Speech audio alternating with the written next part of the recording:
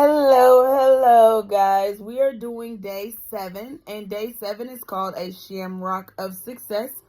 And this is focusing on celebrating your resilience and growth.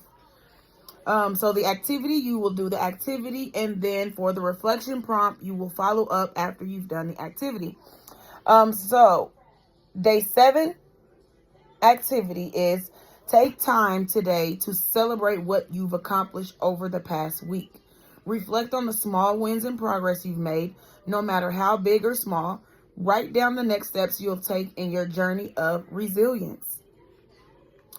And the reflection prompt is, what is the biggest takeaway from this challenge? And how can you continue building on your resilience going forward? So the activity, I actually been speaking on this throughout this whole 7-day challenge, and the biggest wins that I had this week was that I lost 14 pounds within the last 19 days. That has been my biggest win, and the biggest thing that I've done to change that is actually focus on my mindset and not being too focused on getting in the gym, but focus on eating healthy, and also just focus on getting my mind getting myself in a good headspace, mentally, spiritually. I've been reading my Bible. Well, technically, what do you call it? Listening to it, because it reads to me. So I've been doing that. I've been making sure I've been trying to stay up on that. I'm in this I got this plan. It's reading the Bible in 90 days. So I am a little bit behind because I think I've missed a couple of days, but I can get that caught up. And then my biggest takeaway from this challenge is basically just to keep doing what I'm doing. To also know to go back and read through my journal, and just look at my previous work, like where I came from, because sometimes I be so stuck on, I don't feel like I'm doing anything, I haven't made any progress. But when I go and look at my journal from a year ago, 2 years ago, I didn't journal at all during my pregnancy, but I did journal a little bit. But just to go back and read through my journal, just to see how my thought process changed, what I was thinking when I was first starting my weight loss journey, what I was thinking when I first ever started journaling, and when I was going through my divorce and my difficult times a couple years ago. Like, it was a lot of information, and it was very insightful of where I was at mentally and where I was pepping myself up to be. I was encouraging myself. I wasn't talking too hard on myself. I actually was giving myself good motivation for the future me. So that's kind of interesting to read that, and then to see where I'm at now, and to read where I was at then, and to still feel that love and that appreciation that Lala had for herself, and the fact that I believed in me, wholeheartedly believed that I was going to lose that weight and I was going to be a healthier version of me. Like, to have that and to believe that, I feel like it actually came into fruition. It actually manifested. It became what it was because I believed it so much, and I really didn't even think about it. I just was doing it. Every day, I took it day by day. I try not to think of it as a big whole. I just day by day. And the next thing I know, bam, the weight was gone.